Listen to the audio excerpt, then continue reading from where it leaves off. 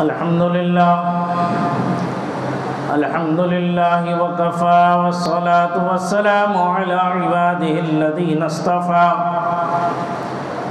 سيما محمدا المصطفى وعلى آله وأصحابه نجوم الهدى وأوليائه ذوي التقى أما بعد فأعوذ بالله من الشيطان الرجيم بسم الله الرحمن الرحيم وأنتم الأعلون إن كنتم مؤمنين صدق الله العلي العظيم وصدق رسوله النبي الأمين الكريم الرؤوف الرحيم ونحن على ذلك لمن الشاهدين والشاكرين والحمد لله رب العالمين.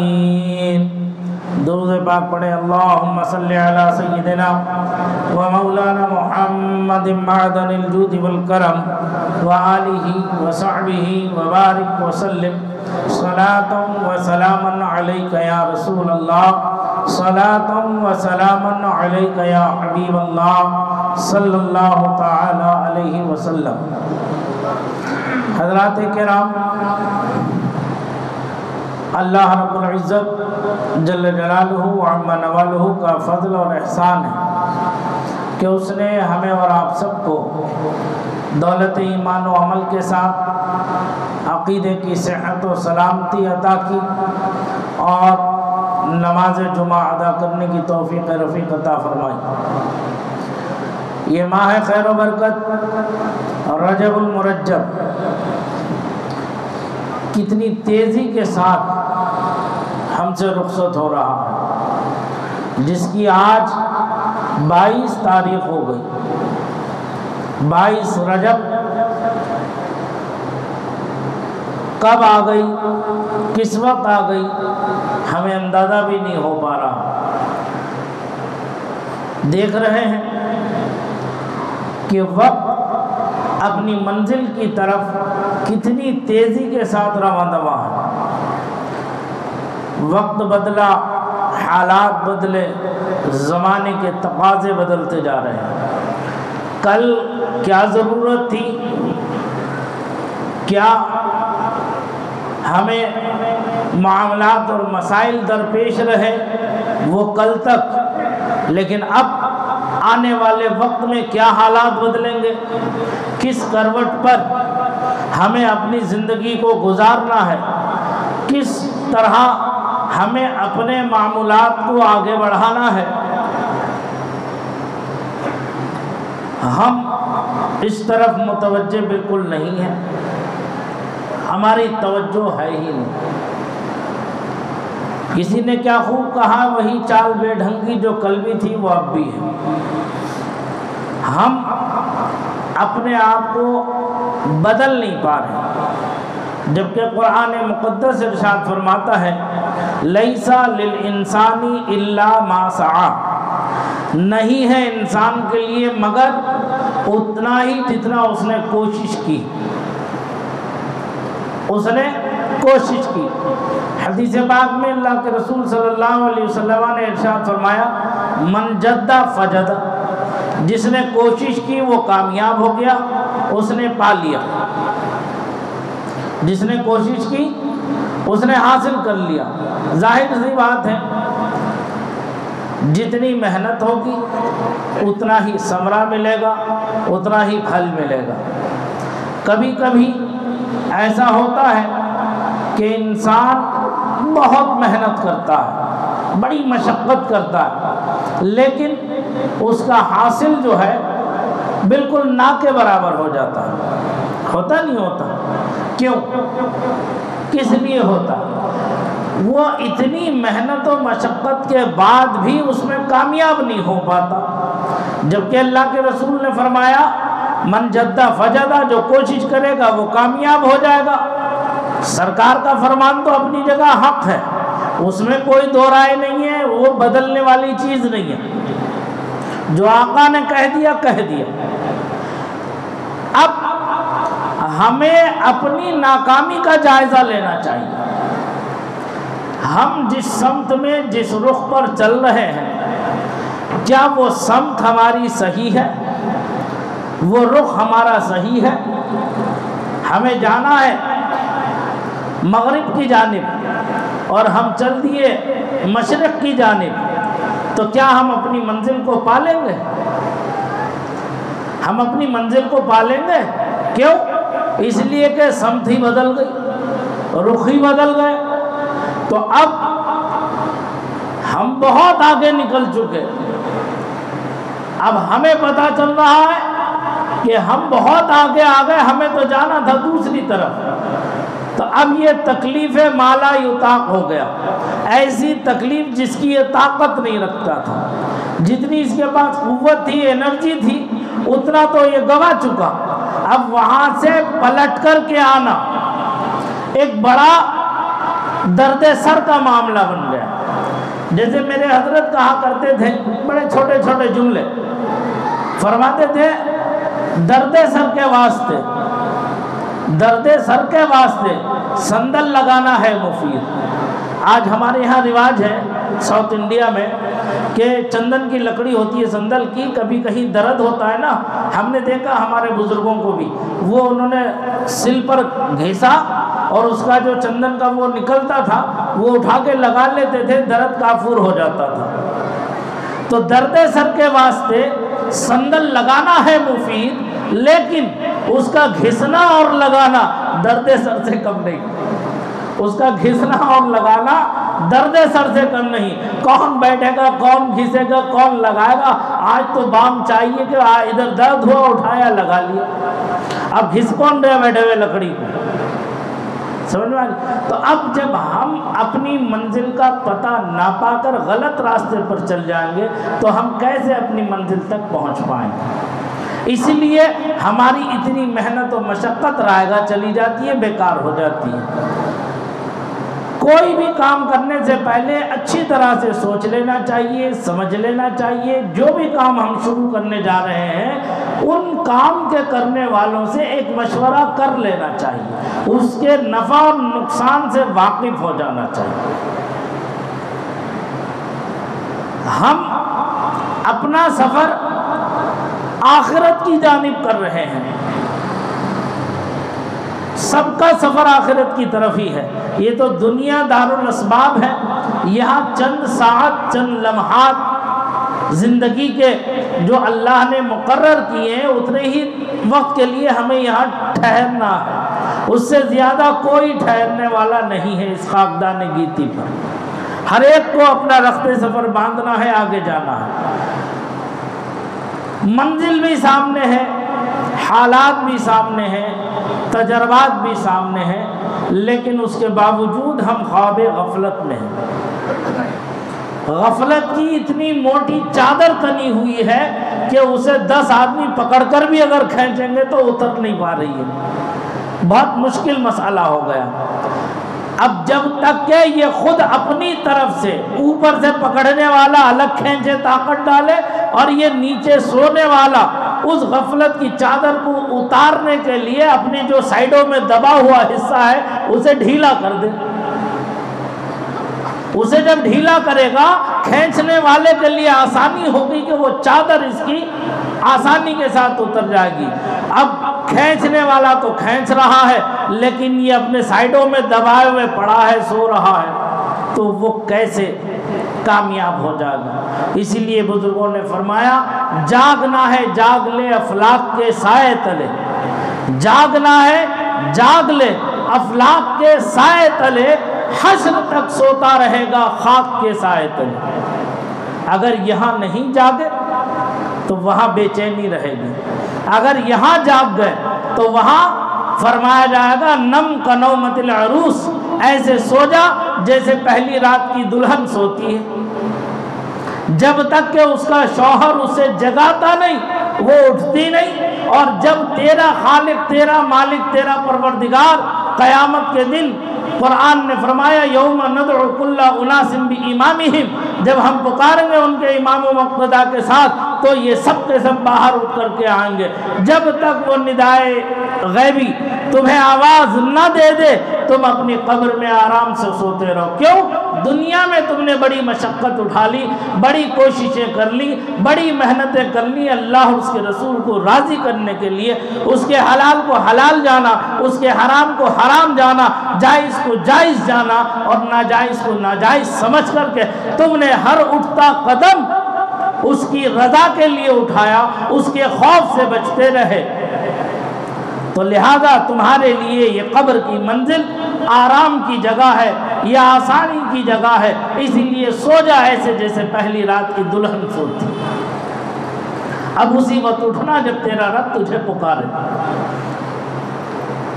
تو ذرا سا ہمیں جائزہ لینے کی ضرورت ہے، اپنے ارد گرد کے ماحول کو ہم بے حسی کی چادر اتار کر، غفلت کی چادر کو اتار کر دائیں بائیں کے ماحول سے ہمیں آگاہ رہنا ہے۔ اگر ہم اپنی زندگی کو خوشگوار گزارنا چاہتے ہیں تو جو دنیا کے تقاضے ہیں ان تقاضوں کو بھی پورا کرنا پڑے گا، اور جو دین کے تقاضے ہیں ان تقاضوں کو بھی پورا کرنا پڑے گا۔ دوران درس طالب علمی کے زمانے میں ہم نے اپنے حضرت سے ایک واقعہ سنا تھا۔ ایک شخص، اس کا اونٹ جو ہے گم ہو گیا۔ ایک شخص تھا، اس کا اونٹ جو تھا وہ گم ہو گیا، اور دن تھا جمعے کا۔ دن کون سا تھا؟ جمعے کا دن تھا۔ اب نماز جمعہ بھی ہے، اس کا اونٹ بھی گم ہو گیا۔ جب ایک معاملہ دین کا آ جائے اور ایک معاملہ دنیا کا آ جائے تو اب بتاؤ کسے ترجیح دینا چاہیے؟ بولو، سوچ سمجھ کے بولنا۔ صرف یہاں یہ نہیں کہ مسجد میں بیٹھ کے کہہ دوں دین کے لیے، اپنے دل پر ہاتھ رکھو۔ اگر کوئی تمہارا 1 لاکھ روپے لے کے بھاگ گیا تو نماز جمعہ کا وقت ہو رہا ہو، تمہیں کیس بھی کرانا ہے، تو تم نماز جمعہ کے لیے آؤ گے یا تھانے میں جاؤ گے؟ نہیں بھائی، سچی بات بتانا، سچی بات۔ ہاں، تھانے ہی جائے گا نا آج دوڑ کے؟ یہ کہے گا یار میرا 1 لاکھ روپے چلا گیا، میں پہلے کیس درج کرا دوں۔ اب وہاں تھانے میں فارمیلٹی میں نماز جمعہ نکل گئی ہاتھ سے۔ تو تو نے دین کو، دنیا کو دین پر ترجیح دے کر اپنی آخرت برباد کر لی۔ اس شخص کے سامنے بھی 2 مسئلے پیش آئے، ایک اس کا اونٹ جو دنیا تھا، ایک اس کا دین جو نماز جمعہ تھا۔ اس نے غور کیا، سوچا اگر میں اونٹ کو دیکھنے جاتا ہوں تو جمعہ چلا جائے گا، اور جمعے کو جاتا ہوں تو اونٹ جائے گا۔ بہت غور کرنے کے بعد اس نے اس بات پر اپنے دل کو سنبھالا کہ اونٹ میرے رب کا دیا ہوا ہے، میں جس کی عبادت کرتا ہوں، بندگی کرتا ہوں، وہ قادر و توانا ہے۔ یہ چلا گیا تو کیا ہوا؟ میرا مالک مجھے اس سے بھی بہتر دے دے گا، لیکن اس کا حکم ہے کہ نماز جمعہ ادا کرو۔ اب جمعہ چھوٹ جائے گا تو پھر اگلے جمعہ آئے گا، لہذا میں نماز جمعہ پڑھ لوں۔ بیگم سے کہا کہ میں نماز پڑھنے جا رہا ہوں جمعے کی، اللہ مالک ہے، اونٹ کو پھر دیکھیں گے۔ اب جب نماز جمعہ پڑھ لی تو اب اسے لگی بھوک، سوچا اب میں نماز جمعہ پڑھ کے اونٹ ڈھونڈنے جاؤں یا کھانا کھانے جاؤں؟ اونٹ تو چلا ہی گیا، اب بھوک لگ رہی ہے تو پہلے کچھ پیٹ میں ڈل جائے تو چلنے پھرنے کی کچھ طاقت آ جائے ڈھونڈنے کی، لہذا چلو گھر چلتے پہلے کھانا کھا لیتے۔ وہ گھر آیا، گھر آ کے جیسے گھر میں داخل ہوا تو دیکھا کہ اونٹ اس کے گھر کے اندر بندھا ہوا ہے، اونٹ اس کے گھر میں بندھا ہوا ہے۔ تو وہ بیگم سے حیرت سے پوچھا کہ یہ کب آ گیا؟ کہنے لگی آپ نماز کو چلے گئے، آپ کے جانے کے کچھ دیر کے بعد مجھے اس کی آواز آئی اونٹ کے۔ جب اونٹ کی آواز آئی میں نے جیسے دروازہ کھول کے دیکھا تو سامنے سے یہ اونٹ بھاگتا ہوا آ رہا ہے، اور اس کے پیچھے ایک بھیڑیا ہے جو اسے بھگاتا ہوا لا رہا ہے۔ سمجھ میں آ رہی ہے نہیں آ رہی ہے؟ ایک بھیڑیا ہے جو اسے بھگاتا ہوا لا رہا ہے، اور جیسے میں نے دروازہ کھولا اس نے مجھے دیکھا، سیدھے گھر میں داخل ہوا، جیسے گھر میں داخل ہوا میں نے ایسے اس کے دھنگنا ڈال دیا۔ کہنے لگا اللہ کا شکر ہے، میرے خالق میرے مالک کا شکر ہے کہ میں نے دین کو ترجیح دی تو میری دنیا میرے خالق نے مجھے عطا کر دی۔ اب لاؤ، بہت جلدی مجھے بھوک لگی ہے اور کھیت پہ بھی جانا ہے، مجھے وہاں پانی بھی دینا ہے کھیت کو، لہذا میں کھانا کھا لوں، پھر جا کر کہیں ایسا نہ ہو کہ میرا نمبر کٹ جائے۔ جو کاشتکار ہیں وہ جانتے ہیں کھیت میں پانی لگانے کا جب نمبر آتا ہے، اور جب آج کٹ گیا تو پھر نہیں معلوم کب کو آئے گا نمبر۔ تو کھانا کھا کے جیسے یہ کھیت کی طرف کو جاتا ہے، دیکھتا ہے اس کا کھیت پانی سے لبریز ہے، بھرا ہوا ہے۔ حیرت میں ہوا، یا اللہ میں آیا نہیں، کھیت کو پانی دیا نہیں، میرا نمبر تو ابھی باقی تھا، میرا نمبر تو ابھی آیا نہیں تھا، یہ پانی کیسے بھر گیا کھیت کے اندر؟ تو اتنی دیر میں آواز کانوں میں آئی کسی کے ڈانٹنے کی، مڑ کے دیکھا تو برابر کھیت والا اپنے نوکر کو ڈانٹ رہا ہے، بڑا برا بھلا کہہ رہا۔ تو یہ گئے، اس سے پوچھا بھائی خیریت تو ہے، کیوں ڈانٹ رہے ہو اس بیچارے غریب کو؟ کہنے لگا ارے میاں کیا کہوں، کیسے سمجھاؤں آپ کو؟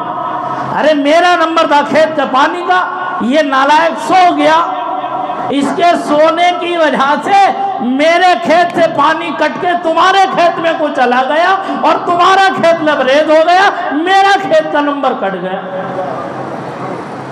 سمجھ میں آنی بات؟ اس بندے خدا نے دین کو ترجیح دی تو اللہ نے اس کے دنیا کے کام خود بنا دی۔ اگر یہ دنیا کو ترجیح دیتا تو دنیا بھی ہاتھ سے جاتی اور دین بھی اس کے ہاتھ سے نکل جاتی۔ ذرا ہم اور آپ سوچیں، کیا ہم فرامین خداوندی پر عمل کر رہے ہیں؟ کیا ہم دین کو ترجیح دے رہے ہیں؟ کیا معاشرے میں ہم دین اسلام پر عمل کر رہے ہیں؟ ہمارے معاشرے میں کیا اسلام کا کوئی نقطہ نظر آ رہا ہے؟ صرف داڑھی ٹوپی رکھ لینے سے، کرتا پیجامہ پہن لینے سے کیا مسلمان ہو جائیں گے؟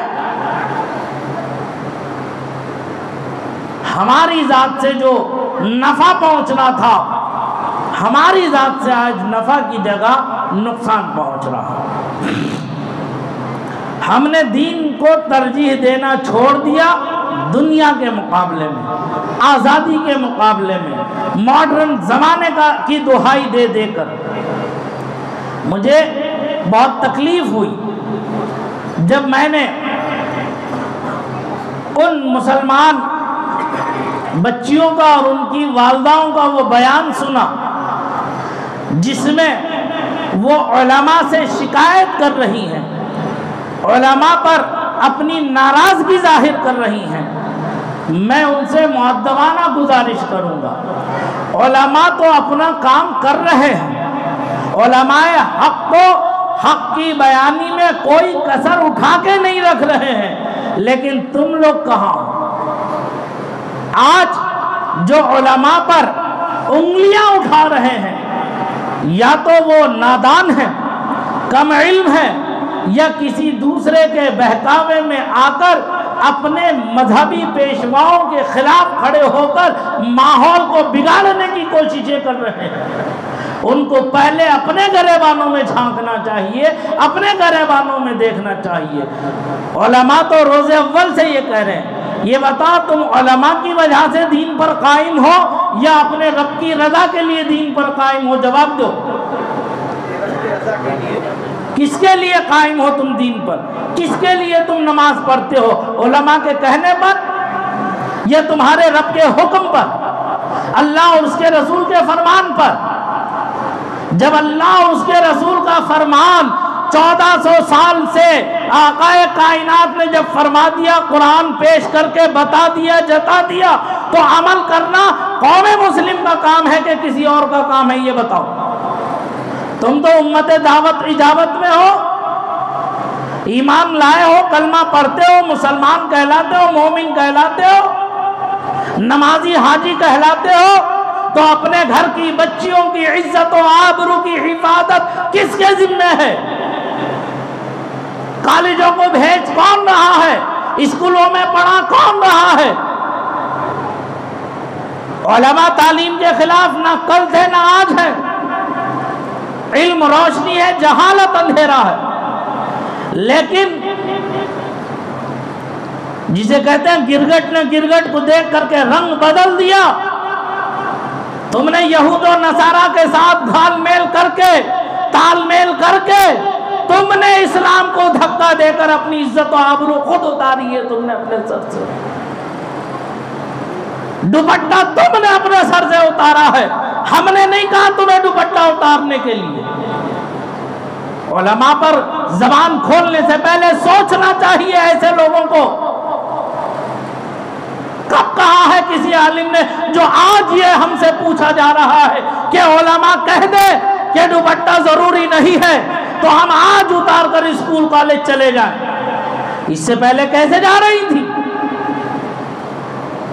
کہاں گئی ان کی غیرت، ان کے ماں باپ کی، جو ماڈرن لیول میں ماڈرن کا لیبل لگا کر اپنی بچیوں کو بغیر دوپٹے کے جینس اور ٹی شرٹ میں بھیج رہی تھی، پر قطری کبوتریوں کی طرح اپنے بالوں کو کاٹ کر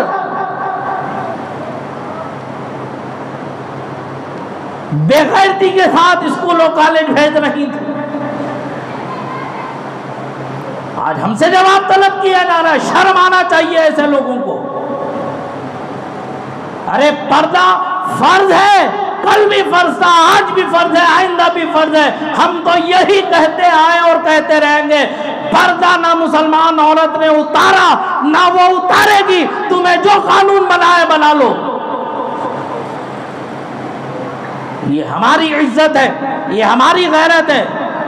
لیکن افسوس ہے ایسے لوگوں پر، قوم کے ان اہل ثروت پر، ان اہل سیاست پر جو گندی سیاستیں کھیلتے ہیں، قوم کو بیچتے ہیں۔ ہم سے پوچھتے ہو، علماء سے پوچھتے ہو، ارے علماء نے تو تمہیں قدم قدم پر رہنمائی کی ہے، تم کب مانتے ہو علماء کو؟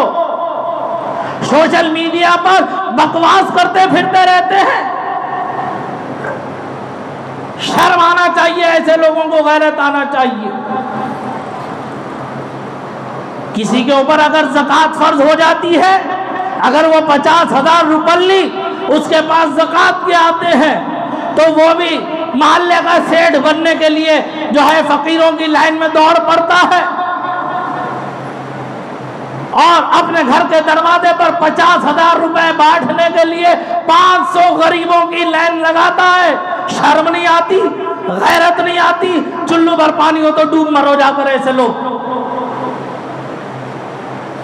کیوں نہیں منظم طریقے سے اپنی قوم کی خدمت کرتے، منظم پلان سے اپنی قوم کی عزت و آبرو کی حفاظت کرتے؟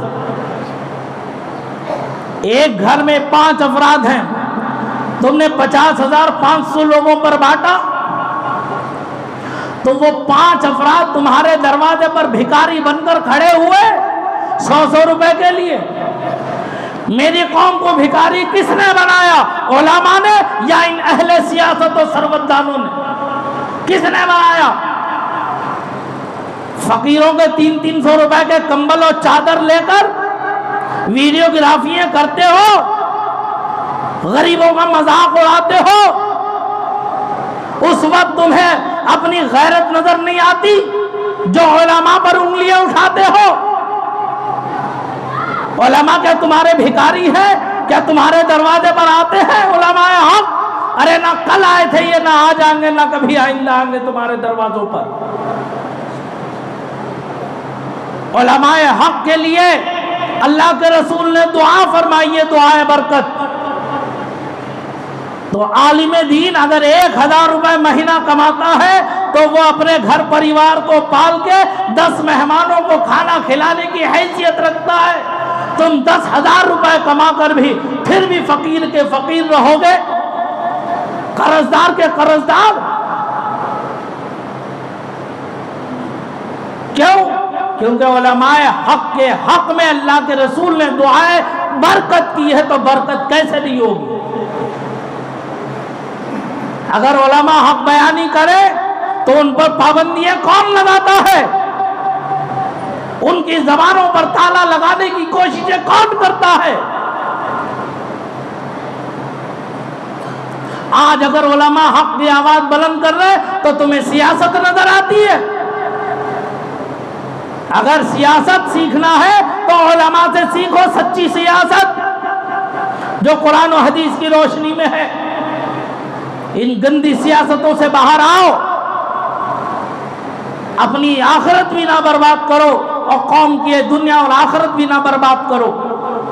اگر وہی 50,000 روپے محلے میں نظر ڈالتے کہ کون سا محلے کا ایسا نوجوان جو اچھا کام جاننے والا ہے، اچھا ہنر جاننے والا ہے، اچھا کام کرنے والا ہے، وہ 50,000 روپے یک مشت اس غریب کو دیتے، اسے کوئی ہنر، اسے کوئی کام لگا کے دیتے، اس کی کوئی دکان کا انتظام کر کے دیتے، وہ اپنے پیروں پہ کھڑا ہوتا، رزق حلال تلاش کرتا، پھر عزت کے ساتھ اپنی ماں، بہن، بیٹی، بیوی، بچوں کو 2 روٹی چٹنی کے ساتھ کھلاتا اور اللہ اس کی دولت میں برکت دیتا، تو کل وہ خود صاحب نصاب ہوتا، وہ پھر زکوٰۃ ادا کرنے کی منزل میں آتا۔ کہو میری بات غلط ہے، میں بھی واپس لے لوں۔ تو میری ان ماؤں، بہنوں، بیٹیوں سے گزارش ہے جو علماء کے خلاف بدگمان ہے، علماء سے بدگمان ہے۔ علماء نے کبھی تم سے یہ نہیں کہا ہے کہ تم اپنے سر سے دوپٹہ اتارو، اپنی عزت اتارو۔ ارے بی بی فاطمہ الزہرا کی کنیزیں ہو، حضرت بی بی فاطمہ نے کبھی اپنے سر مبارک سے دوپٹہ نہیں ہٹایا، تو تم کیسی کنیزیں ہو حضرت سیدہ کی؟ یہی اہل سیاست، اہل ثروت، اصحاب اثر و رسوخ، اگر ایک آدمی نہیں 2 4 10 آدمی مل کر اپنے اسکول قائم کرتے، اپنے کالجز قائم کرتے، اپنی یونیورسٹیاں بناتے، اپنی قوم کے لیے، اپنے قوم کے بچوں کو اچھا ہنر سکھانے کے لیے کوئی ایسی جگہ کا انتخاب کرتے۔ ارے تم تو ہر پارٹی میں ہو، ہم کسی پارٹی کی تخصیص نہیں کرتے، جتنے مسلمان جن جن پارٹیوں میں اثر و رسوخ رکھتے ہیں، کیا وہ اپنے اثر و رسوخ سے قوم کے لیے کوئی بھلا کام نہیں کر سکتے تھے؟ قوم کے لیے انتظام نہیں کر سکتے تھے؟ یقیناً کر سکتے تھے، کر سکتے تھے تو کہاں ہے وہ کام؟ جہاں تھوڑا سا کام ہوا وہی جوتیوں میں دال بٹھنے لگی،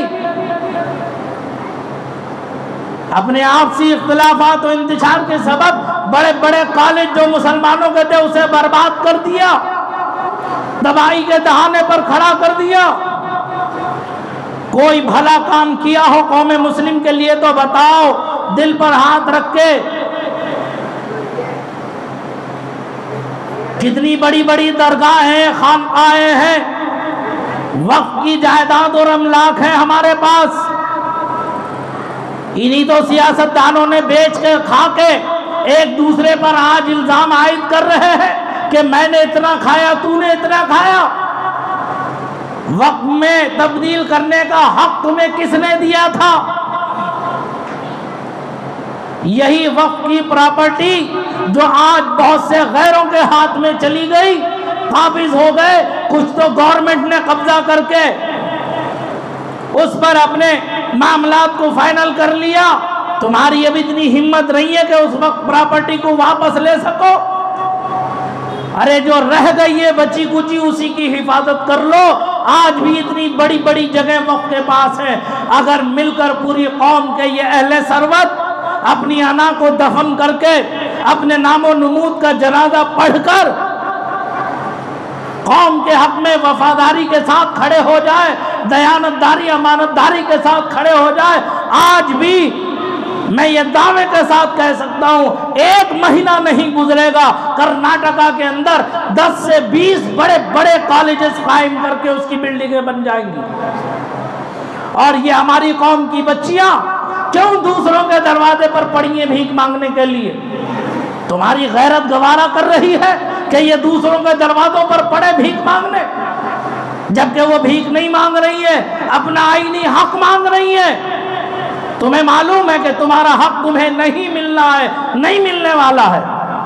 جب تک یہ ظالم حکمراں موجود رہیں گے، ان کے ظلم کی انتہا جب تک نہیں ہو جائے گی، یاد رکھو ظلم ظلم ہے، بڑھتا ہے تو مٹ جاتا ہے، خون خون ہے، گرتا ہے تو جم جاتا ہے۔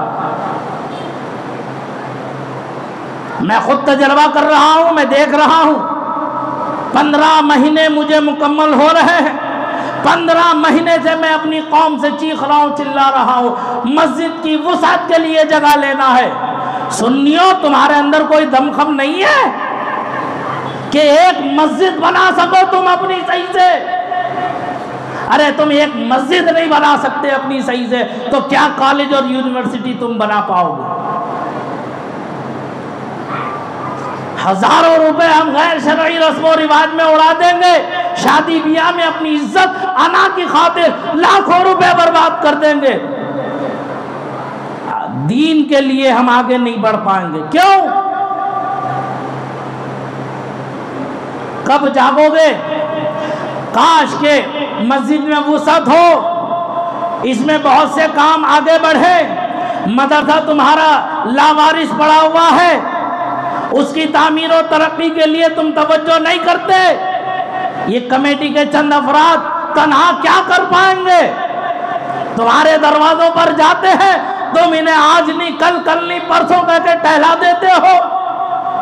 جہاں اللہ نے تمہیں بہت نوازا ہے، تم 1500 روپے کی رسید کٹا کے انہیں واپس کر دیتے ہو۔ کیا یہ ایمانداری دیانتداری ہے؟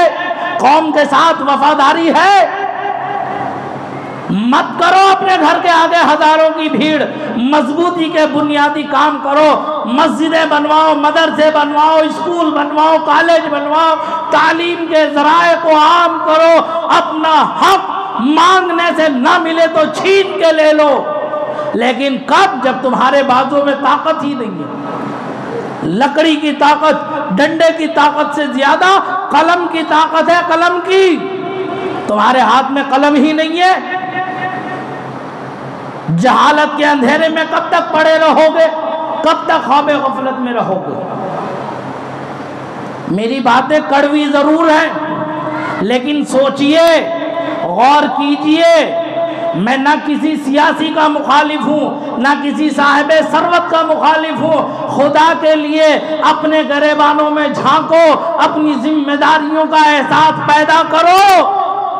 اللہ نے جس مقصد کے لیے تمہیں یہ دولت دی ہے، اس مقصد کو آگے بڑھاؤ، اپنی قوم پر خرچ کرو، اپنی قوم کو آگے بڑھاؤ، اپنی قوم کی ترقی کے لیے آگے آؤ۔ میں نے کوئی بات غلط تو نہیں کہہ رہا ہوں، جو میرے دل کو لگ رہی ہے وہی بات میں کہہ رہا ہوں۔ میں اپنا دکھ اپنی قوم کے آگے بیان کر رہا ہوں۔ اگر میں تمہارے آگے نہ کہوں تو پھر میں کس کے آگے جا کر کہوں؟ میں اپنے رب سے بھی یہی دعا کرتا رہتا ہوں کہ میری قوم کو ہدایت دے دے، عقل سلیم دے دے، انہیں شعور و آگاہی عطا فرما، تاکہ یہ متحد ہو کر ذات برادریوں میں نہ بٹے، قوم قبیلوں میں نہ بٹے، اندر اور باہر والوں میں نہ بٹے، اسٹیٹوں میں نہ بٹے۔ یاد رکھو، ہر کلمہ گو آپس میں بھائی بھائی ہے، نہ یہ اندر ہے نہ باہر ہے۔ یہ تو ہمارے ذہنوں کا فطور ہے کہ یہ اندر کا ہے، یہ باہر کا ہے۔ جو کلمہ پڑھنے والا مسلمان ہے، مومن ہے، عقائد میں صحیح ہے، پابند سلاسل ہے، وہ کل بھی ہمارا تھا، آج بھی ہمارا ہے، آئندہ بھی ہمارا رہے گا۔ اسے تکلیف پہنچے گی تو ہمیں تکلیف کا احساس ہونا چاہیے۔ کب کریں گے ہم یہ؟ ہاں، یہ مسجد ایسے ہی لاوارث رہے گی، ہم جگہ نہیں خرید سکتے۔ یہ دلوں پہ ہاتھ رکھو اپنے، سوچو، کیا سنی اتنے کمزور ہو گئے کہ ایک مسجد نہیں بنا سکتے؟ یہ کتنا زوردار منہ پر یہ جوتا بھرا تماچا ہے کہ سنیوں کی اوقات نہیں ہے کہ ایک مسجد بنا لیں صحیح سے۔ اس بات کو سچ ثابت کرو گے یا غلط؟ بولو، سچ ثابت کرو گے اسے؟ کہ تم کمزور ہو، بنا نہیں سکتے، یا غلط ثابت کرو گے کہ ہم بنا کے دکھائیں گے انشاءاللہ؟ سوچو، غور کرو۔ مدرسہ بھی ایسے ہی پڑا ہوا ہے۔ جب سے میں آیا ہوں بچیوں کی تعلیم کے لیے، میں رات و دن میرے آنکھوں میں آنسو آتے رہتے، میری غیرت مجھے جھنجھوڑتی رہتی ہے کہ میری قوم کی بچیاں اگر دین سیکھ لیں تو پہلی درسگاہ ماں کی گود ہے۔ جب میری بچیاں دیندار بن جائیں گی تو ان کی گود میں پلنے والی اولاد دیندار ہوگی، پھر اس کے بعد دنیا کی جو تعلیم حاصل کر لے کبھی گمراہ نہیں ہوگی، کبھی غلط راستے پر نہیں چلے گی۔ تو نہ ہم اپنی بچیوں کی اچھی تعلیم و تربیت کر رہے ہیں، نہ ہم اپنے بچوں کی اچھی تعلیم و تربیت کر رہے ہیں، اور نہ خود ہم شریعت کے پابند ہیں، تو عذاب تو آنا ہی ہے۔ اللہ کا وعدہ ہے کہ جب تم بدعمالیاں کرو گے، اپنی جانوں پر ظلم کرو گے، ظلم و زیادتی کرو گے، تو میرا عذاب یقیناً تمہیں آ کر ہی رہے گا۔ لیکن کامیابی کب ہے؟ وَأَنْتُمُ الْأَعْلَوْنَ، کامیابی تمہارا نصیبہ، سربلندی تمہارا نصیبہ، ان کنتم مؤمنین، شرط یہ ہے کہ تم مومن ہو جاؤ۔ وقت مکمل ہو گیا، میں اپنی بات کو یہی مکمل کر رہا ہوں۔ کسی کو اگر تکلیف پہنچی ہے تو میں نے جان بوجھ کر نہیں، صرف تمہیں بیدار کرنے کے لیے جملے کہے ہیں۔ اللہ اور اس کے رسول کی بارگاہ میں بھی میں معذرت طلب کرتا ہوں، آپ سے بھی معذرت طلب کرتا ہوں، لیکن سوچو، یہ میرے دل کی آواز تھی جو میں نے تم تک پہنچائی۔ عمل کرنا نہیں کرنا یہ تمہارا کام۔ میں کب سے کہہ رہا ہوں اہل سنت کی جتنی مسجدیں ہیں وہ سب ایک پلیٹ فارم پر آ جائیں، جتنے علماء ہیں وہ ایک پلیٹ فارم پر آ جائیں، جتنے اراکین ہیں کمیٹی کے صدر و صدور ہیں مساجد اہل سنت کے، وہ ایک پلیٹ فارم پر آ جائے، اپنی آواز متحدہ طور پر بلند تو کرو۔ قانون کے دائرے میں تم آواز اٹھا کے تو دیکھو، کوئی تمہاری آواز کو دبانے والا نہیں ہے۔ کیوں؟ کیونکہ تم نے جو آئین نے حق دیا ہے اس کے دائرے میں تم اپنی بات کہہ رہے ہو، تو کوئی تمہاری آواز کو دبانے والا نہیں ہے۔ تمہیں کہنے کا پورا حق ہے، لیکن جب اللہ کی نافرمانی کرو گے تو اللہ ایسے ظالم حکمرانوں کو مسلط کر دے گا جو تمہاری ایک نہیں سنیں گے، ان کے دل میں جو آئے گا وہ کرتے رہیں گے۔ اب تمہیں طے کرنا ہے یہ کہ تمہیں بیدار ہونا ہے یا ایسے ہی خواب غفلت میں سوتے رہنا ہے، اپنی نسلوں کو برباد کرنا ہے۔ اللہ کے یہ کیا جواب دینا، یہ تم اپنا انتظام کرو۔ استغفر اللہ ربی من کل ذنب واتوب الیہ، وآخر دعوانا ان الحمد للہ رب العالمین۔ السلام علیکم ورحمۃ اللہ وبرکاتہ۔